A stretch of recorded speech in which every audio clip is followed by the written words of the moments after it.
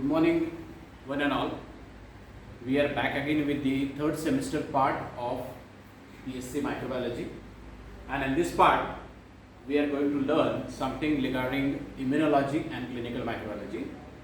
Basically, हा जो काही पेपर आहे, this is associated with the clinical part of microbiology as well as the immunology of the immune systems or the immunology of the human beings. त्याच्या बाबतीमध्ये आपल्याला या particular पेपरमध्ये आपल्याला बघायचं आहे. So this is third semester. Now today's topic will be concern with some basic aspects regarding infection. कारण प्रत्येक वेळेस काय होतं की we learn out the whole sort of syllabus but we actually don't know where we are actually working along with. आता बरेचसे आपल्या मेडिकलमधले मुलं पण आपल्याकडे आहेत, म्हणजे जे मेडिकल टेक्नॉलॉजीचा डिप्लोमा वगैरे केलेले मुलं असतात, या लोकांना सोपं जातं हा पर्टिक्युलर पेपर. पण other than that, there are persons who are in microbiology who have not been exposed to such kind of things like human body चे आतले इन्फेक्शन्स काय असतात त्याची सगळी माहिती आपल्याला या पेपरमध्ये आज घेता येणार आहे.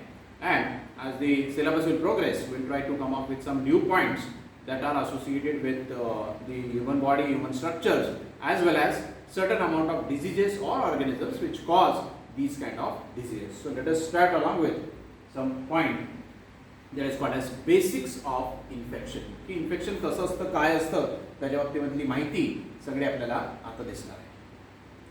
ना infection is the invasion of host organisms bodily tissues by disease causing organisms. एक एक पॉईंट घेऊ, नीट व्यवस्थित समजून घ्या. बेसिक जर आपल्याला नीट कळालं तर आपल्याला ॲडव्हान्स गोष्टी कळतील. मग इथं काय म्हटलेलं आहे बघा, की infection is the invasion of almost a host organism bodily tissue bye disease causing organisms. म्हणजे टिश्यूमध्ये डिजीज कॉजिंग ऑर्गॅनिझम्स आले की आपल्याला इन्फेक्शन होणार.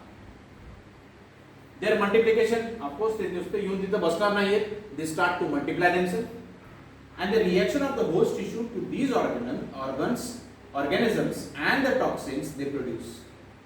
म्हणजे आपलं नुसतं आलं इन्फेक्शन आलं किंवा एखादा ऑर्गॅनिझम्स आला that has invaded the tissue, and ultimately once it is inside the tissue it is starting multiplying itself, making copies of that particular DNA molecule and the organism as well, and it will try to spread the infection throughout the body.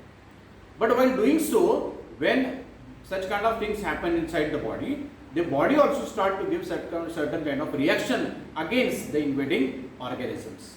And the definition clearly says that it is an invasion of the external antigen or external part that comes inside the human body. It invades the tissues, it's trying to multiply itself and the body gives response to it, then it is called as infection. So infections can be caused by microorganisms such as viruses, prions, bacteria and viroids, and larger organisms like parasites and fungi.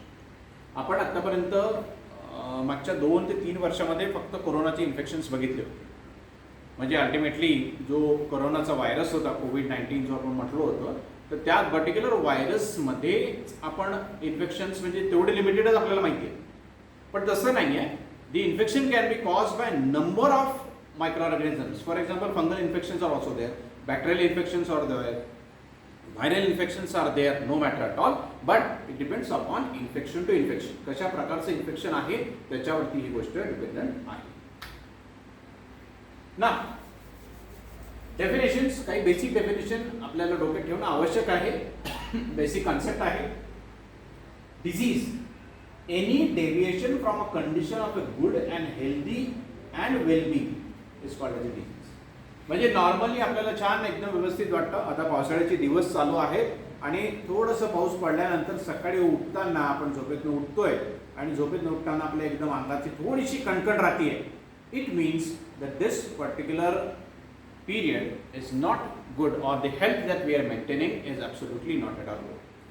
तुम्ही झोपलेले आहात, रात्रभर छान झोप झाली आहे, सकाळी एकदम आपले डोळे उघडतात, डोळे उघडल्यानंतर आपल्याला फ्रेश वाटतंय, अशा वेळेस we can say that that particular person is fresh. पण प्रॉब्लेम आमचा काय होतो, वी गेट, आपण लेट नाईट पर्यंत जागरण करायचं, मग सकाळी लवकर उठवत नाही, तरी आई वडील कोणीतरी हे म्हणतात अरे उठा उठा म्हणून. उठल्यानंतर we feel a little bit sick. It means that the normal conditions of your body are now been disturbed, and therefore the definition says in that way.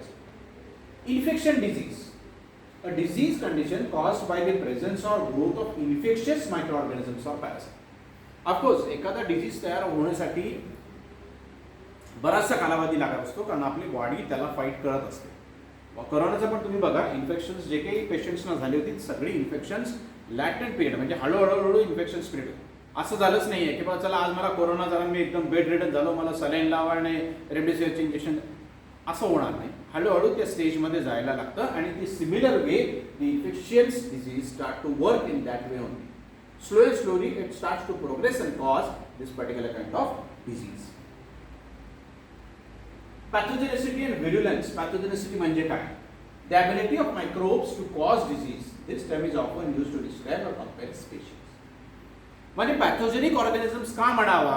पॅथोजेनिसिटी या शब्दाचा अर्थ आहे the ability of that organism to cause disease. Ability of the organism to cause disease. ठीक आहे?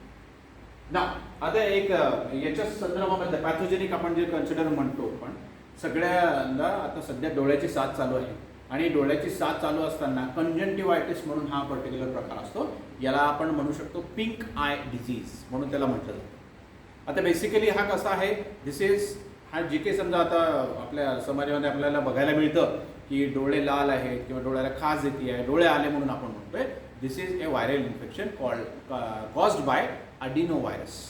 अडिनोव्हायरसपासून हे infection आपल्याला होतं आणि अल्टिमेटली 4-1 दिवस हे इन्फेक्शन राहणार आहे.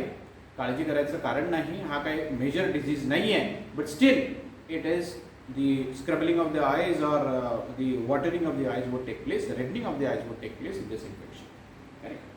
Fine. Virulence, the degree of pathogenicity in a microorganism. This term is often used to describe or compare strains within a species. Of course, virulence म्हणजे काय? एक असा फॅक्टर की जो फॅक्टर त्या ऑर्गॅनिझमला डिफाईन करतो, म्हणजे त्याची काहीतरी स्पेशल ॲबिलिटी. फॉर एक्झाम्पल एखादा ऑर्गॅनिझम आपल्या बॉडीमध्ये आला, सिंपल गोष्ट आहे, आता वातावरणामध्ये थोडासा चेंज झाला, आपण तेलकट तुपकट पदार्थ जास्त खाल्ले, आपला घसा बसतो. करेक्ट. आता घशाला इन्फेक्शन असताना इश्यू काय होणार आहे माहिती आहे का, की घशाला इन्फेक्शन एकदा आलं की आपण डॉक्टरकडे जाणार आहे, डॉक्टर आपल्याला रेकमेंड करून देईल, ठीक आहे बाबा हे घशासाठी काय तुम्हाला सोडियम क्लोराइडच्या गोळ्या घ्या आणि 2 दिवसात ते बदल. मग 2 दिवस आपण गोळ्या घेतो, आपल्याला छान वाटतं, तिसऱ्या दिवशी आपण गोळ्या बंद करून टाकतो आणि चौथ्या दिवशी परत आपल्याला इन्फेक्शन व्हायला सुरुवात होते. It means that the organism which is causing such kind of infection has certain amount of specificity which helps it development of this infection. म्हणून the degree of pathogenicity, की त्याची ability किती आहे, त्याची डिग्री किती आहे to spread that infection is called as virulence. Acute infection आणि chronic infection दोन प्रकार आहेत. An infection characterized by sudden onset or rapid progression and often with severe symptoms. पटकन होणारे इन्फेक्शन आहे, घसा दुखायला लागलं एकदम पटकन इन्फेक्शन झालं. Ultimately this is called as chronic infection, sorry this is called as acute infection. Acute infection काय असणार आहे, पटकन होणार आहे पण शॉर्ट लिव्ड इन्फेक्शन असतं, जास्त वेळ राहत नाही, थोड्या वेळापर्यंत हे इन्फेक्शन राहतं. On the other hand chronic infection, an infection characterized by delayed onset and slow progression. याला कदाचित असंही होतं की तोच दुखणारा घसा पहिल्या 1-2 दिवसानंतर आपल्याला छान वाटतं, म्हणजे घसा दुखतो त्या 3ऱ्या-4थ्या दिवशी आपल्याला बरं वाटायला लागतं, पण 4थ्या-5व्या दिवशी परत आपल्याला घसा दुखत असताना टॉन्सिलायटिस म्हणून ज्याला म्हणतो आपण, ती प्रोग्रेशन व्हायला सुरुवात होतं. That is called as chronic infection, त्याला म्हणतात आपण क्रॉनिक. क्रॉनिक म्हणजे कसं असणार आहे, ते डिलेड ऑनसेट, हळूहळू स्पिरिट होणार आहे पण खूप दिवसापर्यंत राहतो. जनरली व्हायरल इन्फेक्शन्स त्यांचं व्हायरलचा लाईफ सायकल झाल्याशिवाय ती पूर्ण होत नाही. therefore the viral infection takes a long period of time, and these infections again, for example fungal infections, they are said to be very prolonging infection. खूप जास्त वेळापर्यंत fungal infection राहू शकतं. आता causative agent affecting human beings, कोणकोणत्या प्रकारे आपल्याला infection होऊ शकतो, कोणापासून आपल्याला इन्फेक्शन होऊ शकतं. Bacteria, viruses, fungi, protozoa, helminths and prions. हे एवढे 6 जण आहेत की ज्याच्यापासून आपल्याला इन्फेक्शन होऊ शकतं. आपल्याला we are prone to have infections and ultimately that infection may cause disease. आता 2 प्रकार, primary infection and secondary infection. An infection that develops in an otherwise healthy individual. कोणामध्येही डेव्हलप होऊ शकतं असं जे इन्फेक्शन असणार त्याला कॉल्ड प्रायमरी इन्फेक्शन. कोणामध्ये त्याला इररिस्पेक्टिव्ह ऑफ की बाबा तो म्हणजे हेल्दी आहे नाही हेल्दी आहे, त्याचं खाणं कसं आहे काय याच्या बेसिसवर नाही. And infection that develops in otherwise healthy individual आहे, त्या हेल्दी इंडिव्हिज्युअलमध्ये इन्फेक्शन होणं that is called primary infection. An infection that develops in an individual who is already infected with a different pathogen. Secondary infections. म्हणजे असा माणूस की ज्याच्यामध्ये already एखादं infection आहे आणि अजून दुसरं इन्फेक्शन जर त्याला झालं तर that is called a secondary infection. आणि जनरली कधी होतं माहिती आहे का, जनरली व्हायरल इन्फेक्शन्स, ज्या व्यक्तींना व्हायरल इन्फेक्शन्स असतात त्यांना it is prone to have another infection on an onset. आता प्रश्न निर्माण होतो की पहिलं जे आपण प्रायमरी इन्फेक्शन बघितलं त्या प्रायमरी इन्फेक्शनमध्ये तर अशी गोष्ट नाही आहे का, कारण प्रायमरी इन्फेक्शन डेफिनेशनच आपल्याला सांगते की तो हेल्दी इंडिव्हिज्युअल आहे आणि त्याला पहिल्यांदा ते इन्फेक्शन झालेलं आहे and therefore this is called as primary infection. On the other hand जेव्हा त्या व्यक्तीला एखादं इन्फेक्शन झालेलं आहे, फॉर एक्झाम्पल आपण जुन्या काळी टीबीचे केसेस बघायचो की पेशंट टीबीने झाला की त्याच्या छाती किंवा त्याच्या लंग्समध्ये there is development of certain amount of infection. ते झालं की त्याचं काय होतंय, त्याची इम्युनिटी डाऊन होते. इम्युनिटी एकदा डाऊन झाली की ultimately he is prone to have secondary infection. त्याला अगदी म्हणजे एखादा टीबीचा पेशंट असेल आणि त्याला नुसती साधी फ्लूची सर्दी जरी झाली तर ती खूप त्याला इन्फेक्शन असती and therefore it is called as secondary infection. Localized infection, an infection that is restricted to a specific location or a region within the body of the host. Localized infection, for example, tumor.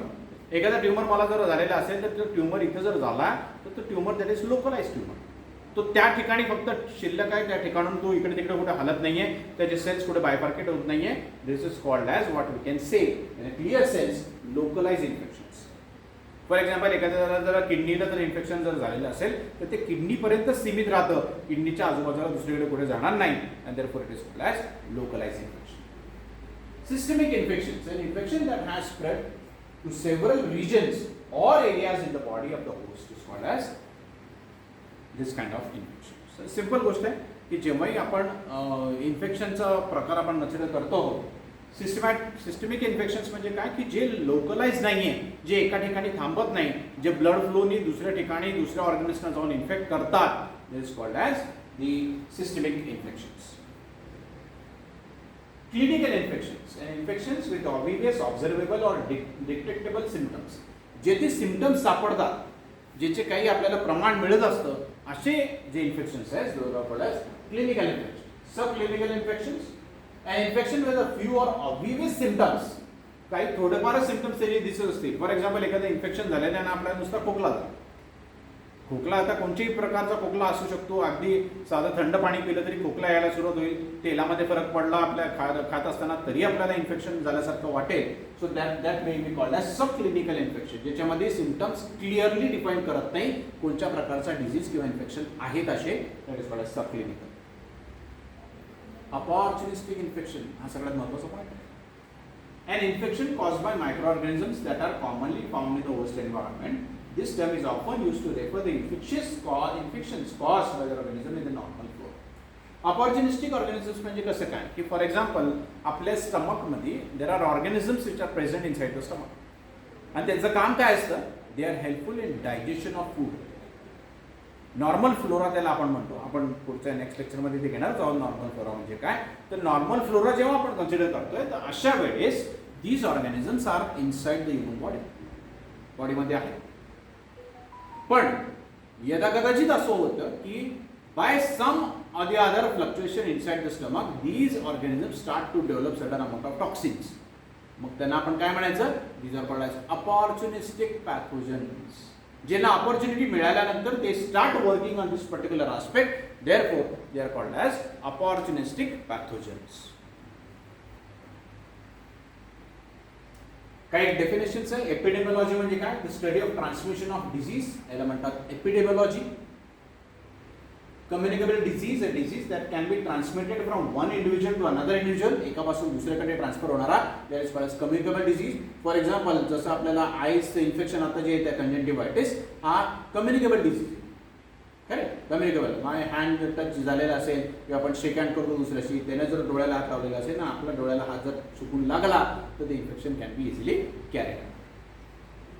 Contagious disease, communicable disease that is easily spread from one individual to another individual. Communicable disease. Contagious. Non-communicable disease, a disease that cannot be transmitted from one individual to another individual. Non-communicable म्हणजे जो एकापासून दुसऱ्याला होऊ शकत नाही, एकाच individual बॉडीमध्ये तो राहतो, this is called as non-communicable disease.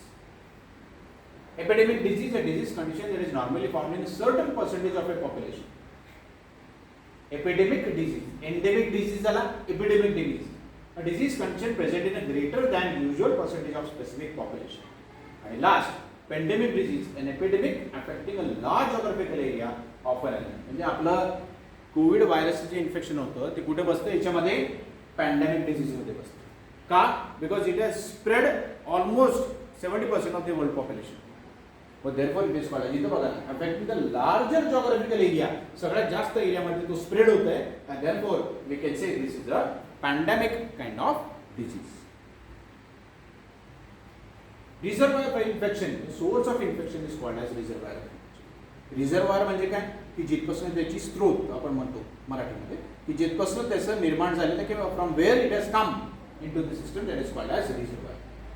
Carrier, an individual who carries an infection agent without manifesting symptoms, yet who can transmit the agent to another individual. Carrier आपण म्हणतो की एखाद्या जण इन्फेक्शन झालेलं असेल आणि तो that is an carrier. For example आता डोळे आलेले, समजा माझे डोळे झालेले, तर I am a carrier. I have an ability to transfer that particular thing, therefore I am carrier of that particular disease. Fomites, an inanimate object capable of being an intermediate in the indirect transmission of infectious disease. For example, malaria. Malaria आपल्याला डास चावल्यामुळे होतो, आणि डास म्हणजे काय, त्या डासाला infection कोणाचं असतं, plasmodium वायवॅक्स, and that is transmitted through us. Therefore, this is called as through fomites one can easily get transmitted.